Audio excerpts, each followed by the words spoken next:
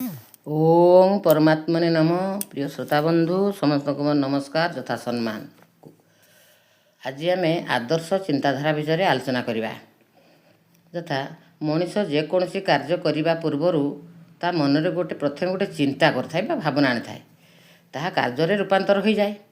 जमी जादृशी भावना जस्य सिद्धि भवती तादृशी। अर्थात रास्ता चतुर्दिग को पड़ी मनीष कार्य करिबारे स्वतंत्र निज इच्छा अनुसार गति करता है। जमी श्रेय मार्ग बा उत्तम मार्ग कौन ना दिव्य गुणयुक्त मार्ग मनीष मानवर देवता पलटि जाए। अधो मार्ग बा अधोगतिर मार्ग अवगुण बा खराब युक्त मार्ग जहाँकि मनीष को मानवर दानवर परिणत कर दे थाए। ठीक सेमिति मनीष जीवन यार आदर्श चिंताधारा द्वारा मूल्यांकन होता है। आदर्श चिंतन गुड़िक गतिशील व्यक्तित्वर परिप्रकाश करता जड़े मनुष्य तार आदर्श भावना सह व्यक्तित्वर मानसिकता नहीं जापारती।